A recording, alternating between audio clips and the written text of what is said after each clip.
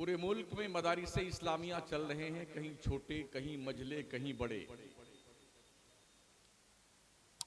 तालीमी फुकदान का भी आलम है बहुत सारे इलाका जात में, जहां बच्चे पढ़ते तो नहीं है मगर किराए पे लाए जाते हैं दस्तारबंदी के लिए। कई जगहों पे जाना हुआ है, बिहार के इलाके में, राजस्थान के भी इलाके में, पंजाब के इलाके में, गुजरात के इलाके में, मध्य प्रदेश में, जहाँ पर किराए पे लाए जाते हैं हाफिज और कारी दस्तारबंदी करवाने के लिए। यानी एक एक हाफिज और कारी की 10-10 जगह दस्तारबंदी होती है। मतलब है कि तालीम पर जो जोर और जो मेहनत हमें करनी चाहिए थी, उसमें हम कहीं ना कहीं बहुत पीछे हैं। जो इदारे काम कर रहे हैं वो सराखों पे हैं, अल्लाह उन्हें नजर बस से बचाए। इसमें सरे फहरिस्त हुजूर हाफिज मिल्लत की पाकीज़ा यादगार अलजामियतुल अशरफिया मुबारक। दुनिया की नजरें बड़ी ही पैनी है मदरसों पर। हमारी जिम्मेदारी बनती है कि हम अपने मदरसों को किस तरह से कोऑपरेट करके इसे आगे बढ़ा सकते हैं और अपने बच्चों को क्वालिफाइड बना करके दीने मुस्तफ़ा का परचम क़यामत तक लहराने का अज़्म बिल जज़्म कैसे कर सकते हैं, इस ताल्लुक से हमें सोचने की जरूरत है। खासकर यूपी में मदारिस इस्लामिया की इतनी जांच हो रही है, इतनी जांच। जब भी हम अखबार पढ़ते हैं तो कुछ ना कुछ जांच चलती ही रहती है। अगर वाकई में हमें काम करने दिया जाए ना, तो कल भी हिंदुस्तान के नक्शे पर मदरसों ही ने जो कुर्बानियां दे करके देश को आजाद करवाया था, वो सबक आज भी दोहराया जा सकता है। बेशक बेशक बेशक। लेकिन दुनिया ये चाहती है कि सब पढ़ें, मुसलमान ना पढ़ें।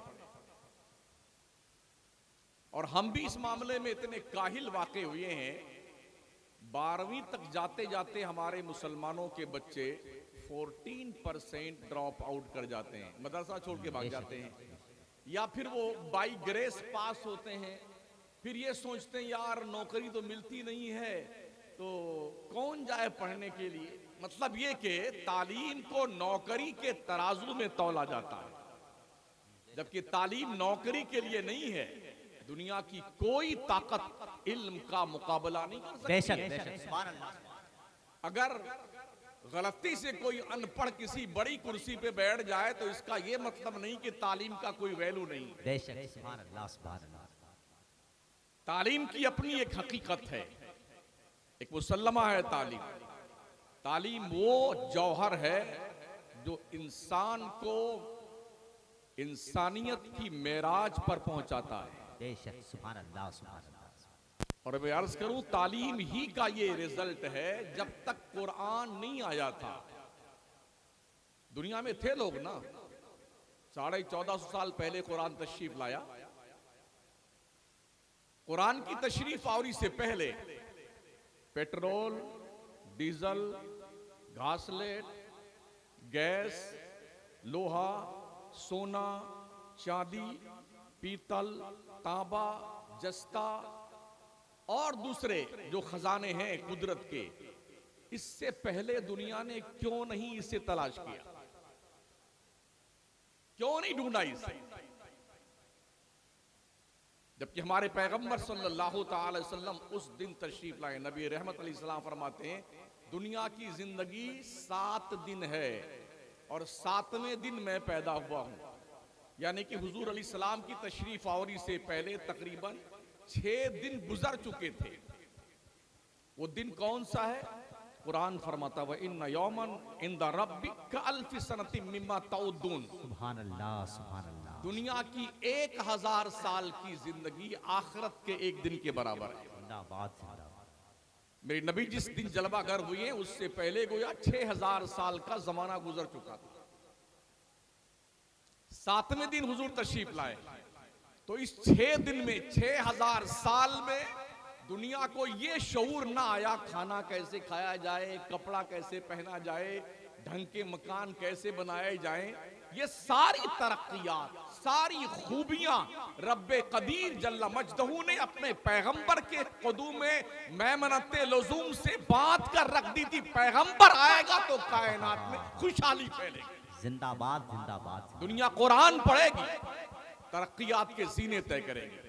कुरान पढ़ेगी, रिसर्च की दुनिया में कदम रखेगी। और आज दुनिया वहां तक पहुंच चुकी है जहां तक हम सोच भी नहीं सकते हैं।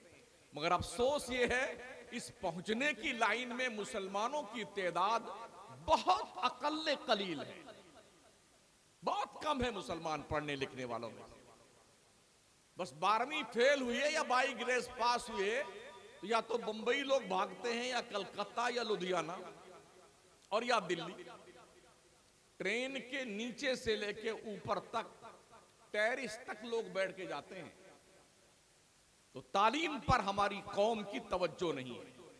याद रखें, कौमें वही आगे बढ़ती हैं जो पढ़ती हैं।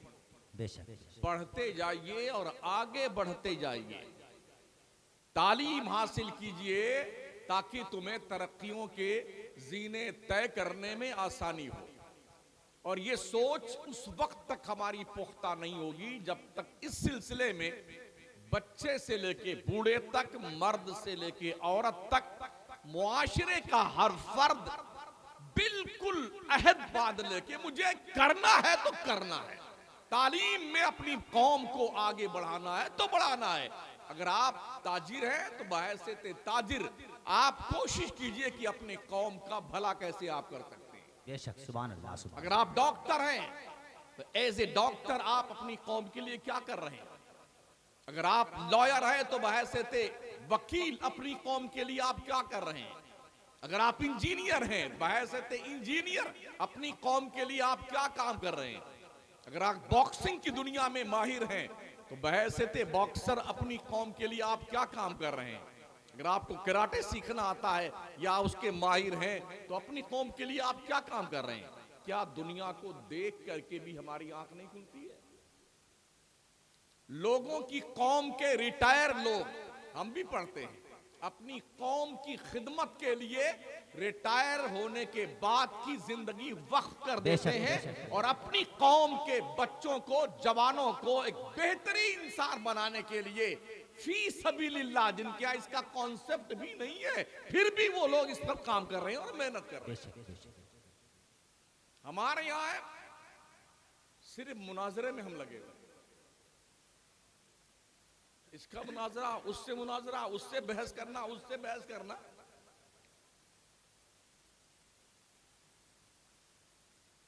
और जब से ये ऑनलाइन मुफ्ती का काम शुरू हुआ है, 1-2 साल वाला, अल्लाह रहम फरमाए, इतने झगड़े पैदा हो गए कि पूछो मत। काश लोगों को पता होता कि हुजूर सल्लल्लाहु ताला अलैहि वसल्लम के असहाब में से सिर्फ 130 मुफ्तियाने किराम थे। कमोबेश 1,24,000 सहाबा में से सिर्फ 130। मसाइल बताने की जिम्मेदारी सिर्फ 10 सहाबा को थी। हर एक को हुक्म नहीं था कि आप यूं खुले तौर पे मसला बताएं। जो फुकहा थे बहुत काबिल थे, यहां तक के एक हजरत अब्दुल्ला इब्ने मसूद नमाज पढ़ रहे थे और एक सहाबी आए, कहीं देहात के थे, उन्होंने कोई मसला पूछा तो जो बैठे हुए थे नमाज पढ़ करके उन्होंने मसला बता दिया, मगर वो मसला सही नहीं था। तो जैसे ही वो सुन करके मसला जाने लगे तो हजरत अब्दुल्ला इब्ने मसूद ने सलाम फेरा और जल्दी से कहा उस शख्स को बुलाओ। उसको बुलाया, कहा वो मसला ऐसा नहीं था, ऐसा था, अब आप जाइए। ये एहतियात थी। मगर आज जिसको देखो वही आओ, कौन मुनाजरा करना चाहता है, ताली ठोक रहा। भाई साहब पहले पढ़ लो अल्लाह के वास्ते। आला हज़रत ने जो बयान फरमाया है और जो मुफ्तियाने किराम के हवाले से जिम्मेदारियां और जो जरूरी उमूर हैं, कम अज कम कोहना मश्क मुफ्ती दीन के पास बरसहा बरस तक बैठ करके प्रैक्टिस करते रहना, और फिर जब वो मुतमईन हो जाए मुफ्ती जो आपको सिखा रहा हो, तब फिर आप वहां से निकले बाहर। वाह वाह वाह, सुभान अल्लाह। तो जिस तरह से खलीफे फला होने की डिग्री का लाहिका लगता है ना, अल्लामा मौलाना खतीब ज़ी वक़ार खूंखार वगैरह वगैरह, और लास्ट में खलीफे फला भी लगता है, ताकि पता चले लोगों को ये साहब खलीफा भी है।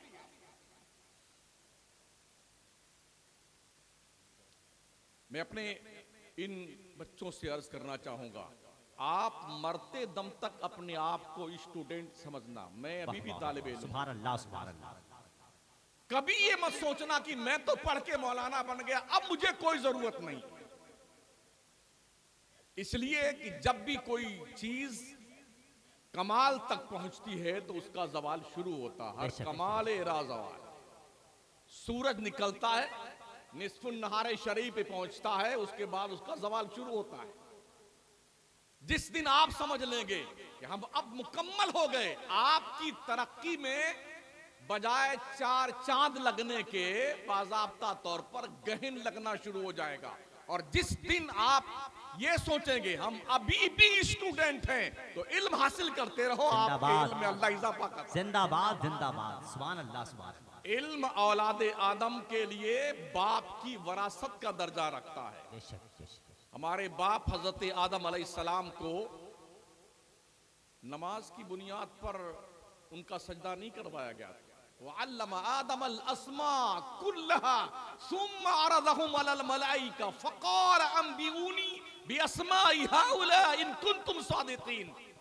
इस बुनियाद पर अल्लामा बना करके रब ने हजरत आदम के लिए सजदा का हुक्म दिया था फरिश्तों को, नमाज की बुनियाद पर नहीं, रोजे हज ज़कात की बुनियाद पर नहीं।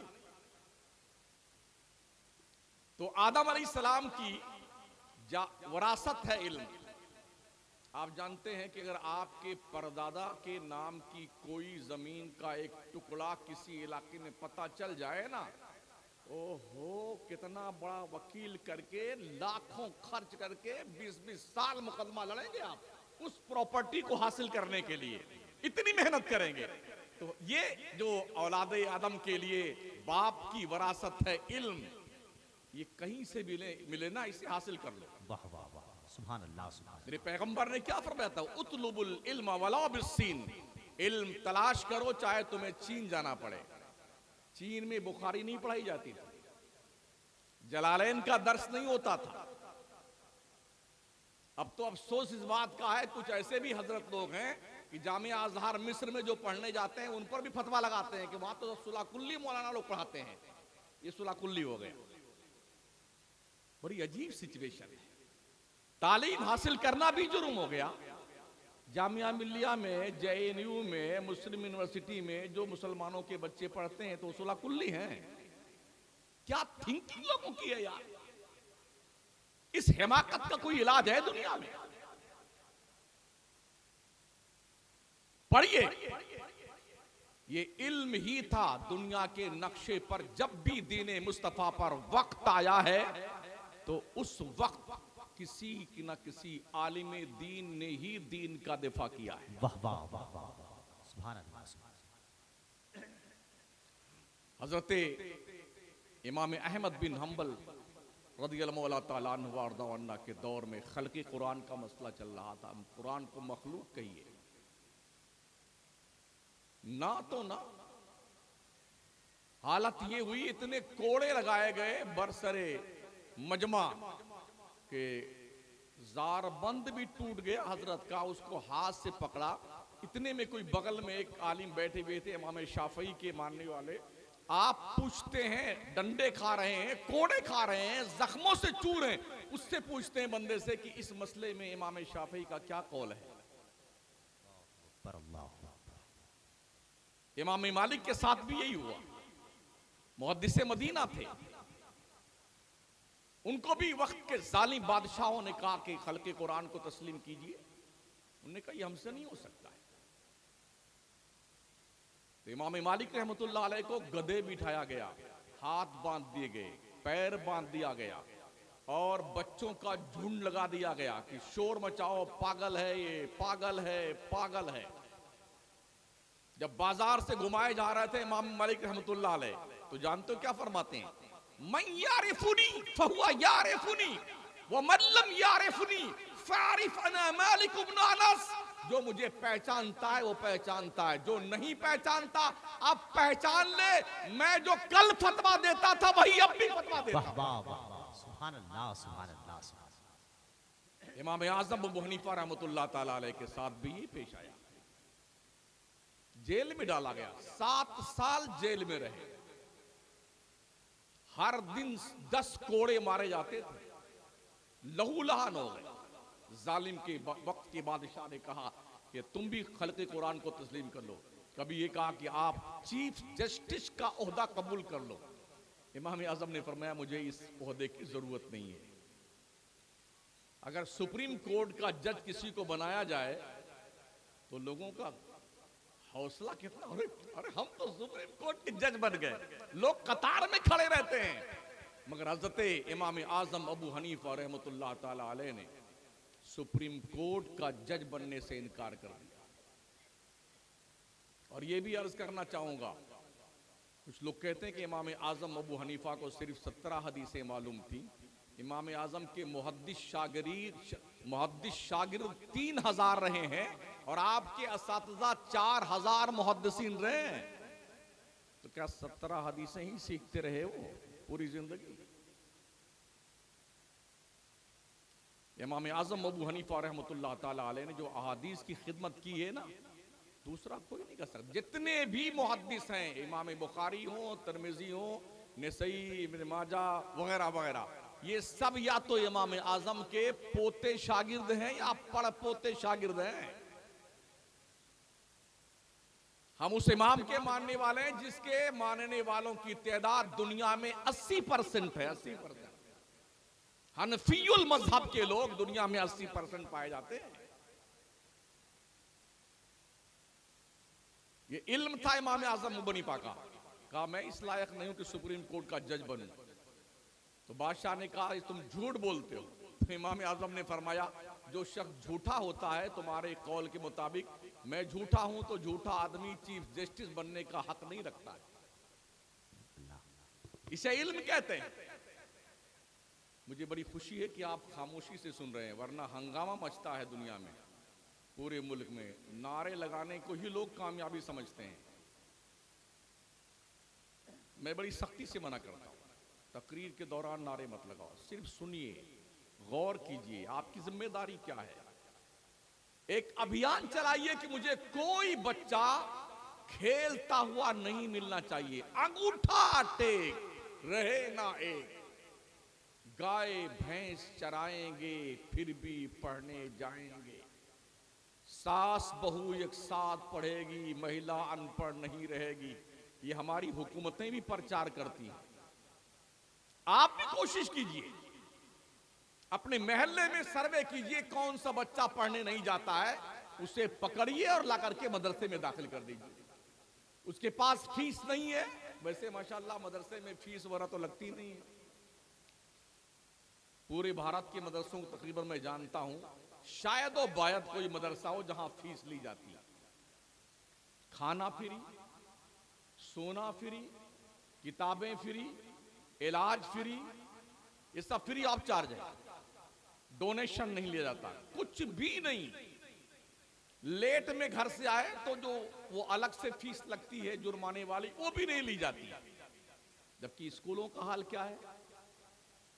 डोनेशन भी दीजिए, फीस भी दीजिए, एडवांस दीजिए, किताब भी यहीं से खरीदिए, इसमें भी हम कमीशन खाएंगे। जूता हमारे कंपनी से लेना, इसका भी हम कमीशन खाएंगे।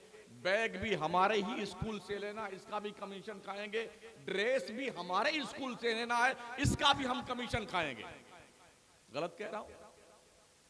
इतना फ्री ऑफ चार्ज मदरसे में तालीम दी जाती, फिर भी आपको एहसास नहीं है कि मदरसों का कितना बड़ा वकार और मकाम है। हमारे लोग उन बच्चों को मदरसे में भेजते हैं, इल्ला माशाअल्लाह, जो बच्चे कहीं नहीं चलते। 10-12 मदरसे से भगा दिए जाते हैं स्कूल से, तब अब्बा लेके आएंगे, हजरत हमारे इस बच्चे को यही डाल लीजिए, कहीं नहीं चला है, आप चलाइए इसे। जो मंद बुद्धि का होता है उसको अल्लाह हाफिज जी के हवाले करते हैं। फिर भी ये करम देखिए मदरसों का, मंद बुद्धि के दिल दिमाग पर हुफ्फाज उलमा 30 पारे की तहरीर लिख के बता देते हैं।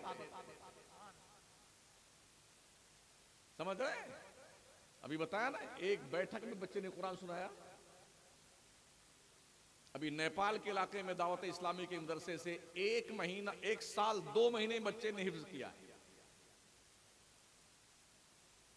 वलक़द यस्सरनल कुरान लिज़्ज़िक्रि फ़हल मिन मुद्दकिर, हमने कुरान को याद करने के लिए आसान बना दिया। है कोई याद करने वाला? याद कीजिए ना, मगर क्या कीजिएगा। था जिसे कुरान पढ़ना गाने गाता है वो आज, और हॉकी खेलता है वो धनी तलवार का। एक कुरान मेरे पैगंबर ने पढ़ाया था, सिर्फ एक कुरान। उसी कुरान को पढ़ करके doctor, engineer, lawyer, general, colonel, फौजी, सिपाही, ये सब बने थे। एक किताब पढ़ी थी। आप जानते हैं, दुनिया में रहते ही माशाअल्लाह 12वीं पास करने के बाद अगर कोई डॉक्टर की लाइन में जाता है तो बायोलॉजी लेता है, तो 4.5 साल का कोर्स है MBBS का। इसमें भी अलग अलग शोबे जाते हैं। 4.5, कोई डेंटल का डॉक्टर, दांत का बनना चाहता है तो 4 साल उसका अलग है। कोई चर्म रोग का विशेषज्ञ बनना चाहता, 4-4.5 साल उसके हैं।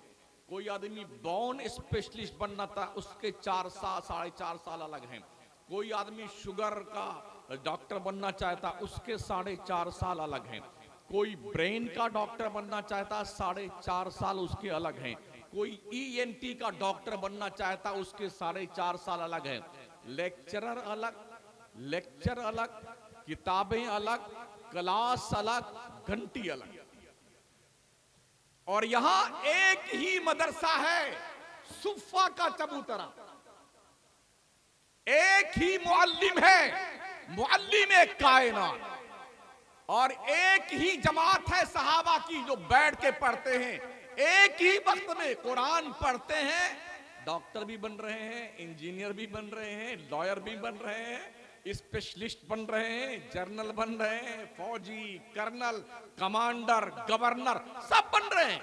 सिखाने वाले की क्षमता इतनी पावरफुल है, एक कुरान पढ़ा करके मुस्तफा ने कमोबेश 1,24,000 सहाबा के दिलों की दुनिया को ऐसे चेंज किया कि जिधर निकले उस तरफ कुश्ते के पुश्ते भी लगाते गए और इल्म की गंगा जमुना बहाते गए। ये तालीबात मुस्तफा का नाम।